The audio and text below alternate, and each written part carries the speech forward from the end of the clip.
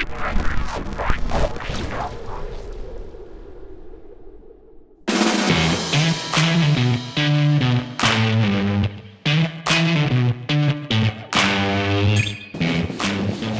moly. All of a sudden we just got all of this snow on the ground, and it makes it so much fun to pull these sleds. Welcome back to another episode. Today I have Eric McQuoid. He is another Garmin Livescope expert, and we brought him out today to do just that. Exactly. We got a Livescope unit with us, and we also have a Vexilar unit with us today, and just kind of want to show you guys how you can come out onto a body of water and break that body of water down. I know I get a ton of questions on, you know, how are you basically breaking down, you know, a new lake that you're jumping out onto, whether it be through the ice or open water. And Eric is actually a key player in that game. He's done really well, the NWT and the walleye side of things. So I thought it'd be fun to get him out here, kind of get his take on it. I know he doesn't do a ton of ice fishing, but we're gonna get him a little bit out of his comfort zone and see if we can ice some panfish today. So we're chasing after bluegills, maybe some crappies, but snow is coming down. We're gonna get some holes punched and show you how you can break down some new bodies of water and get on some fish real fast.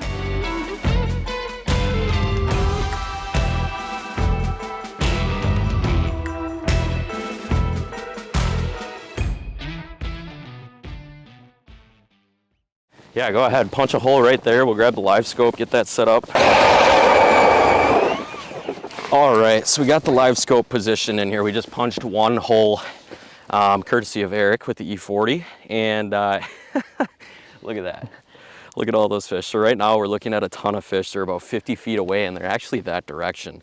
And if you notice, there actually isn't a whole lot going on underneath us. So if we just had, you know, a standard flasher, you know, we wouldn't really be able to, you know, tell if there was a school of fish 40 to 50 feet away from us. So having this technology is definitely useful. But one of the downsides is, you know, this unit can get heavy. It can be grueling to kind of jump around with, or hole hop per se. So what we like to use those portable units, those Vexilar units, you know, your standard flasher unit, to kind of hole hop and jump around to really kind of break apart these schools of fish. So what we're gonna do now is just kind of show you how you can use a partner to get up on top of these fish and make sure that you're on top of them. So right about here, I think, is where we're gonna wanna drill. And I think, hopefully you don't go out of the camera frame, but they're about 40 feet that direction. So Eric's gonna walk that way, and I'll just kind of guide him to make sure he is going in the right spot here. Go ahead and punch a hole right there. Now you guys should actually be able to see the auger come through. So right there, he's actually right on the edge. So you're about, believe it or not, 35 feet away. So you got to go just a little bit further, but you're pretty much right on him. I would say right there is probably going to be good.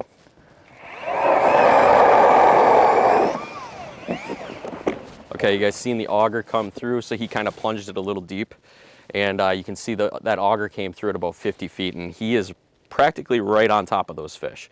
So now if we grab a rod and jump over there, we should be able to pull a fish, huh? If all goes according to plan. It's all part of the plan. This technology is, we pop the Vexilar in here. We got fish pretty much on the screen instantly.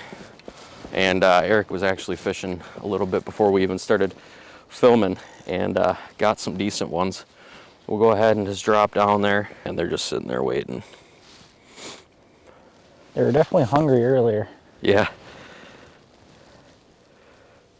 All right, so we'll just stay right above these fish at like 15. See if we can get one to eat right away. Got him.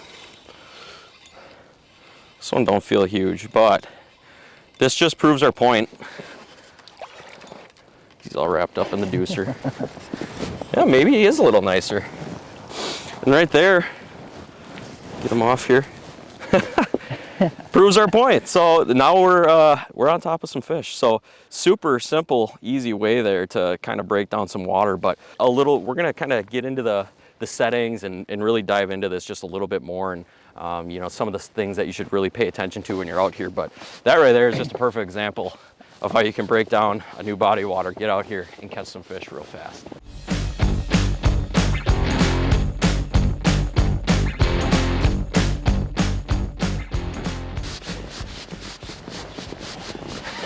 What do you got tied on? Just a little plastic. I'm gonna try a Castmaster spoon here, see Yeah. if they'll hit that. Try to weed out the small ones right away. You guys can now see my screen. There it is. Be a little better one. Get some bigger ones here. There you go, that's a better one. Yeah, that's a better one there. Look at that beautiful color on that thing. You're up 2 on me now. Or no, 1. We're not counting the ones that you got before I got here. Look at this. Fish is coming up right now. Right on it. Got him. Not a giant. Still real fun to watch on that Livescope unit though. Just a little baby crappie. Yeah. Oh, busy talking. Oh, I just missed one. Did you get cranked or what? Oh yeah. Oh, that's a beauty. Look at the size of that thing. There's a tank. Probably the biggest bluegill I've got. Yeah, that's what we're after. Sweet. Get this thing back in the water. There it is.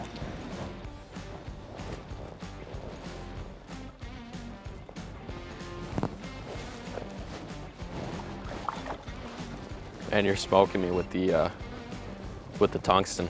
Oh, crappie action now. You're slacking back over here. Targeting big ones only, and all I can catch are small ones.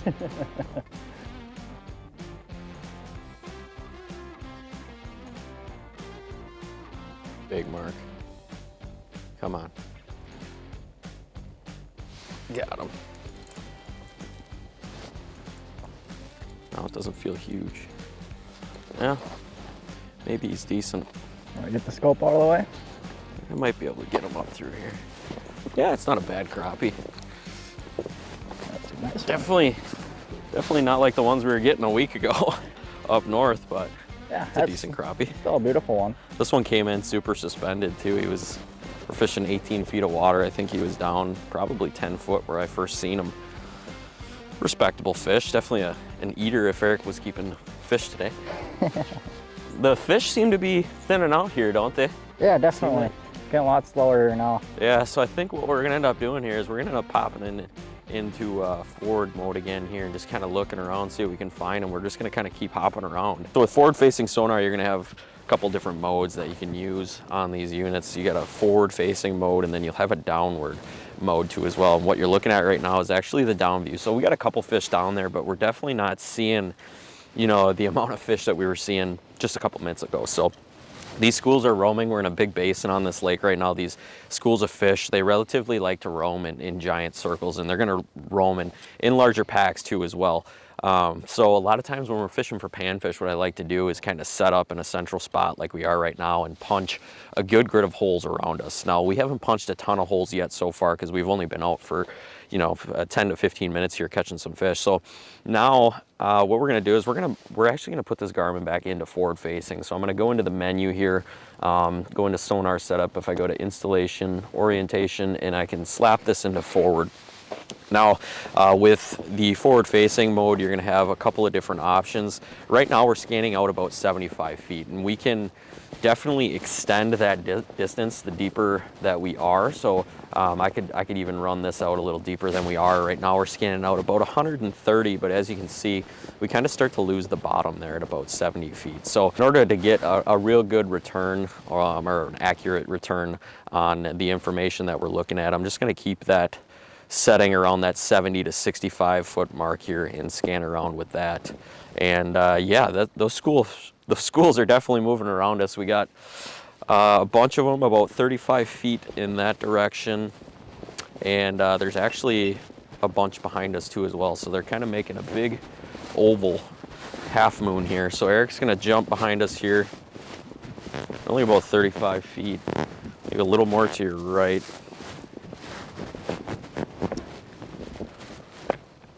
Yeah, give that a shot.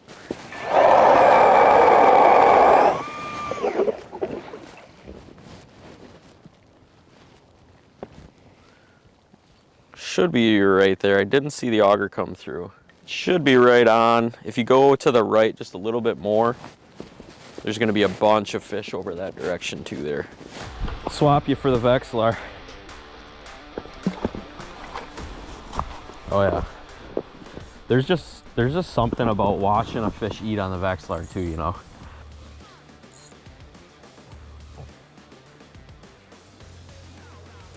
Ooh, that feels better.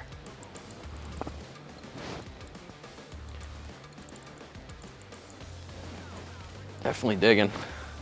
Not bad. Nice. Probably a nice 7.5 inch bluegill maybe. Definitely not as big as some of the others that we were getting earlier, but it's a solid fish.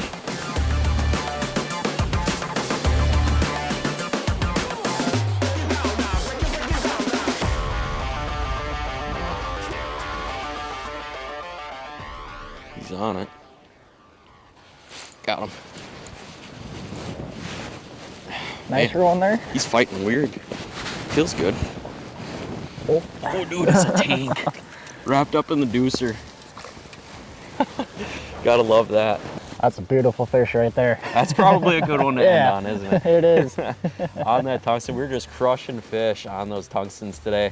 Kind of seemed to be the ticket. We tried a couple of different things, spoons, and really just seemed like that tungsten and plastic really shine. And it makes sense. A lot of what these fish are eating in here are those larvae, those bugs that are kind of floating around in the weeds and sometimes even in the water column. And it's just a natural presentation for these fish, and it seemed to do the trick. But that is a beautiful bluegill. Probably pushing that 8.5 inch range. Yep. Be a great one to fillet up and eat if we were keeping fish today. But I think we're gonna go ahead, let that one go, and probably pack up and get out of here for the day. It was a good time. Gorgeous bluegill. There he goes.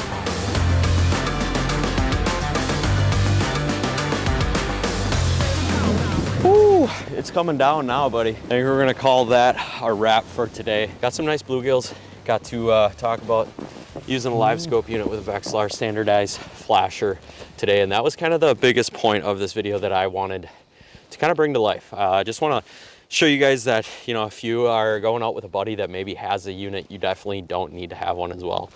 You can utilize one unit between 2, 3, 4, maybe even 5 people, depending on the size of your party. It can be a lot of fun. It's a great piece of technology. And you saw today, it can definitely help you break down water that much quicker too as well. So thanks for coming out today, buddy. Hopefully you had a good time. Yeah, thanks for having me. It's always a blast. And if you want to follow Eric, what are your social media handles if anybody wants to look you up? Yeah, you can find me at Eric McQuoid Fishing on Instagram and Facebook. Check him out. He's a stick out in the walleye world. He fishes the NWT. Yep. And I think he's going to be doing head-to-head with us this year too as well. So we're looking forward to that.